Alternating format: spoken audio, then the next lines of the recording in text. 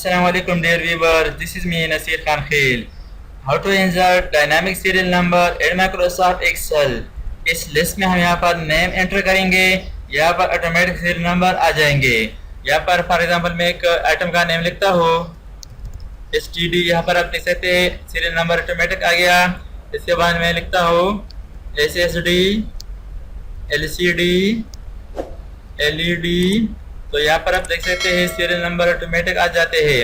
या अगर यहाँ से मैं एक आइटम को डिलीट करता हूँ तो यहाँ पर आप देख सकते हैं इसका सीरियल नंबर अपडेट हो जाता है। या यहाँ से इसके दरमियान से मैं एक आइटम को डिलीट करूँगा, डिलीट करने के बाद यहाँ पर आप देख सकते हैं इसका सीरियल नंबर अपडेट हो जाते हैं।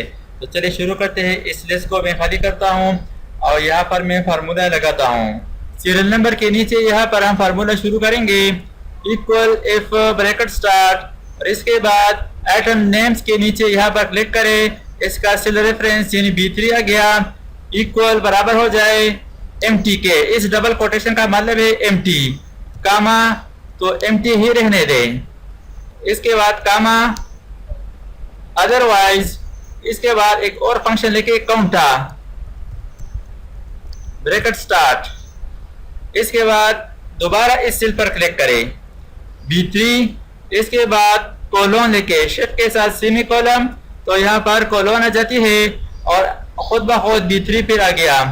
अब कीबोर्ड से F2 प्रेस करें और कीबोर्ड से लिफ्ट एरो प्रेस करें ताकि ये फर्स्ट वाला B3 जो सेल रेफरेंस है इसको हम एब्सोल्यूट हीरो बनाएंगे। तो इसके लिए कीबोर्ड से F4 प्रेस करें ताकि ये एरिया, ये सेल लॉक हो जाए।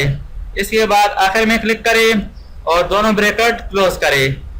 और ये सिंपल सा फार्मूला है, equal if bracket start B3 equal to empty, तो एम्प्टी ही रहने दे। अगर B3 खाली हो तो इसको खाली ही रहने दे, यानी अगर B3 सेल के अंदर नेम के अंदर कुछ ना हो तो सीरियल नंबर भी ना लेके। अदरवाइज काउंटा B3 एब्सोल्यूट वैल्यू बनाए F4 के साथ, कोलोन B3 और दोनों ब्रैकेट क्लोज, प्रेस एंटर। ये सिंपल सा फार्मूला है। इस फार्मूला को नीचे ड्रैग करें ताकि तमाम लिस्ट पर अप्लाई हो जाए। अब यहाँ पर टाइप करें कीबोर्ड, एक आइटम है यहाँ पर serial number 1, mouse, HDD, LED, LCD, SSD।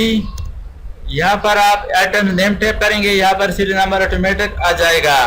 यहाँ पर इसको मैं डिलीट करता हूँ, यहाँ पर आप देख सकते हैं ये सीरियल नंबर ऑटोमेटिक अपडेट हो जाता है। या इसके दरमियान से यहाँ पर एक आइटम नेम को डिलीट करता हूँ तो यहाँ पर आप देख सकते हैं सीरियल नंबर 1, 2, 3। इसके अलावा अगर आप यहाँ से किसी एक रो को हाइड करेंगे या डिलीट करेंगे तो फिर भी सीरियल नंबर ऑटोमेटिक अपडेट हो जाते हैं।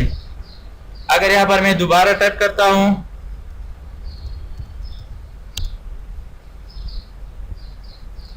माउस, यहाँ पर आप देख सकते हैं सीरियल नंबर, LCD, स्पीकर। तो इस तरीके से आप माइक्रोसॉफ्ट एक्सेल में डायनामिक सीरियल नंबर फार्मूला के जरिए से अप्लाई कर सकते हैं। थैंक्स फॉर वाचिंग, अल्लाह हाफिज। दोस्तों, अगर आपने अभी तक हमारे चैनल को सब्सक्राइब ना किया हो तो सब्सक्राइब कीजिए और साथ ही बेल आइकन पर क्लिक करें और हर वीडियो की नोटिफिकेशन से बाखबर रहेंगे।